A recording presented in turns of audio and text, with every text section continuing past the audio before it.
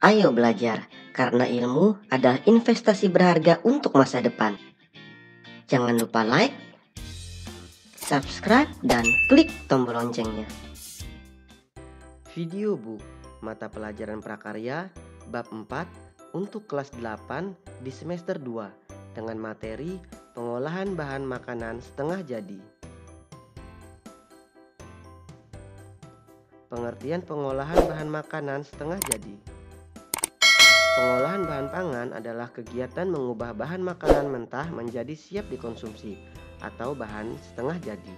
Tujuan pengolah bahan pangan setengah jadi adalah untuk meningkatkan kualitas bahan makanan dan memperpanjang masa simpannya. Olahan bahan pangan setengah jadi dihasilkan dengan mengolah bahan baku pangan melalui proses pengawetan. Pengawetan bahan pangan dapat dilakukan secara kimia, fisika, atau mikrobiologi. Hasil olahan tersebut digunakan sebagai bahan baku pangan. Hasil pengolahan bahan pangan setengah jadi disebut juga dengan produk pangan primer. Jenis olahan pangan setengah jadi. Pengolahan pangan sereal dan umbi menjadi produk olahan pangan setengah jadi dapat menghasilkan berbagai bentuk. Jenis produk pangan setengah jadi yang berbentuk potongan pipih, tebal, atau tipis. Misalnya berbagai jenis kerupuk. Jenis produk pangan setengah jadi yang berbentuk butiran besar, misalnya jagung pipil, biji sorghum, tepung tiwul instan, dan lainnya. Sedangkan jenis produk pangan setengah jadi yang berbentuk butiran halus adalah berbagai jenis tepung, baik dari bahan sereal maupun umbi-umbian, dengan teknik pengeringan. Berikut ini beberapa makanan Indonesia hasil pengolahan bahan makanan menjadi setengah jadi.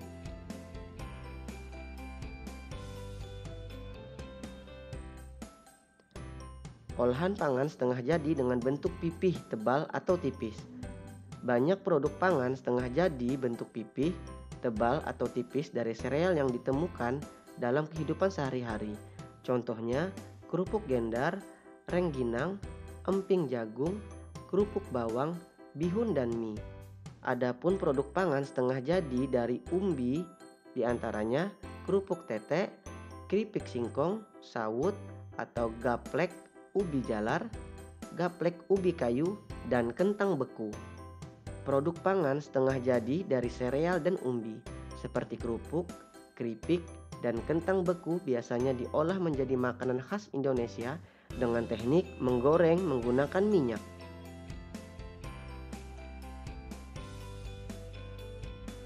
Olahan pangan setengah jadi dengan bentuk butiran besar. Produk pangan setengah jadi ada juga yang berbentuk butiran besar. Produk pangan setengah jadi yang berbentuk butiran besar dari bahan sereal, di antaranya beras atau beras instan, beras jagung, jagung pipil kering dan beku, aneka butiran obat, aneka pasta, beras atau biji sorghum. Produk-produk pangan setengah jadi berbentuk butiran besar dari bahan kacang-kacangan, misalnya kacang hijau, kacang tanah, dan kacang kedelai.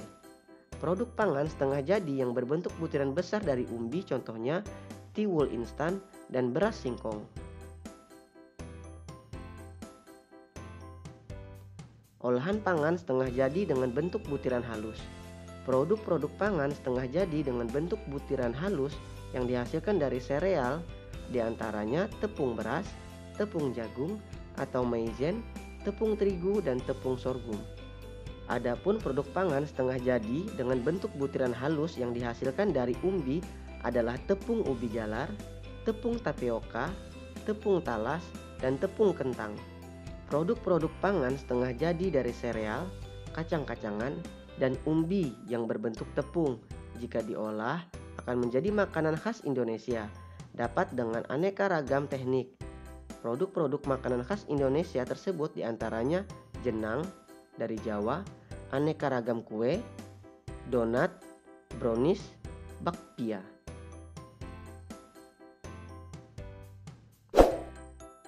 Makanan dibutuhkan tubuh manusia agar proses-proses biokimiawi dalam tubuh tetap berjalan. Hal ini menunjukkan bahwa manusia memerlukan zat gizi dalam makanan dalam jumlah tertentu untuk kelangsungan hidupnya. Berdasarkan kegunaannya bagi tubuh, zat gizi dapat dikelompokkan menjadi 3 sebagai berikut. Kelompok zat gizi penghasil tenaga atau karbohidrat. Bahan pangan yang mengandung karbohidrat sebagai zat penghasil tenaga dapat diperoleh dari beras, jagung, gandum, roti, mie, dan lain-lain. Kelompok zat gizi pembangun sel atau protein. Bahan pangan yang mengandung protein dapat diperoleh dari daging, ayam, kelinci, telur, ikan, udang, susu, serta kacang-kacangan.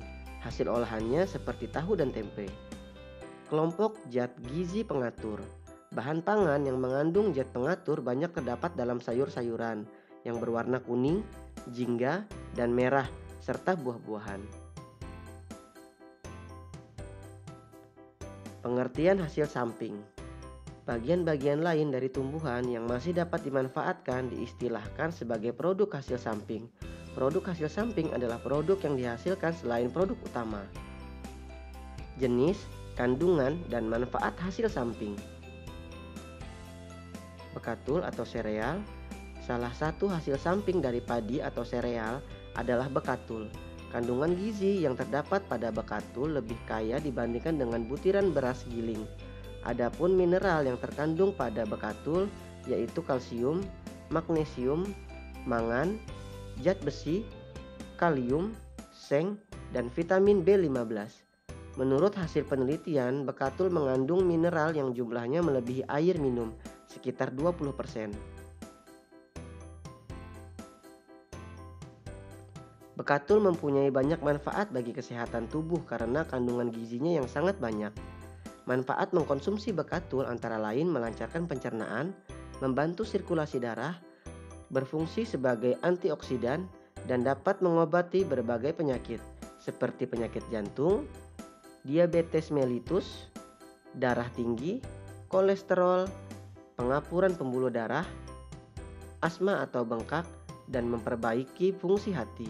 Bekatul secara umum mampu memberikan efek nyata dalam peningkatan dan pemeliharaan kesehatan tubuh, memperbaiki stamina dan terapi untuk mengatasi berbagai penyakit. Ampas kedelai atau kacang-kacangan. Kedelai dapat dibuat menjadi susu kedelai. Susu kedelai mempunyai kandungan protein tinggi dan mengandung senyawa isoflavon. Senyawa ini berguna untuk menurunkan kadar kolesterol darah. Ampas kedelai banyak mengandung gizi tinggi yang baik bagi kesehatan.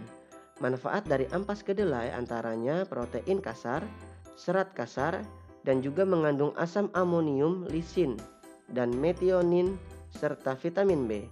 Ampas kedelai juga dapat dimanfaatkan menjadi berbagai olahan masakan, baik yang rasanya gurih maupun manis. Kulit singkong. Hasil pangan utama tanaman singkong adalah umbi dan daun singkong, sedangkan hasil samping dari tanaman singkong adalah kulit singkong. Kulit singkong dijadikan bahan pangan karena mempunyai kandungan karbohidrat yang tinggi. Kulit singkong juga bisa dijadikan makanan cemilan yang memiliki nilai jual tinggi. Daun ubi jalar. Hasil samping dari ubi jalar adalah kulit ubi dan daun ubi.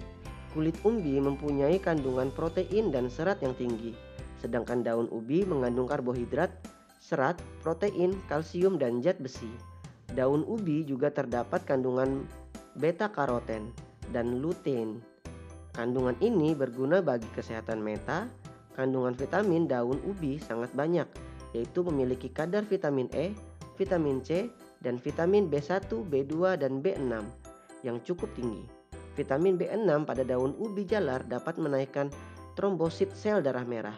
Kandungan polifenol pada daun ubi dapat mencegah penyakit jantung dan menurunkan kadar gula darah pada penderitaan diabetes. Daun ubi juga dapat mengobati diare, sakit perut, mual, dan muntah. Tahapan pengolahan. Berikut tahapan-tahapan pengolahan makanan yang baik. Yang pertama, perencanaan. Tahapan perencanaan dilakukan dengan langkah-langkah sebagai berikut. Identifikasi kebutuhan, ide gagasan. Yang kedua, pelaksanaan atau pembuatan. Di antaranya ada persiapan, proses pembuatan. Yang ketiga, penyajian atau pengemasan. Dan yang keempat, evaluasi. Penyajian dan pengemasan.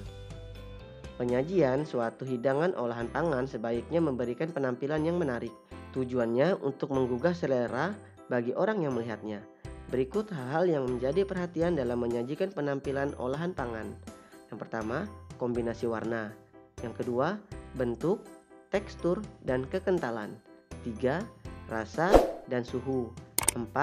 Alat saji makanan. 5. Hiasan atau garnish. 6. Penyajian. Demikian untuk video pembelajaran kali ini. Jangan lupa like, komen, subscribe, dan klik tombol loncengnya. Terima kasih.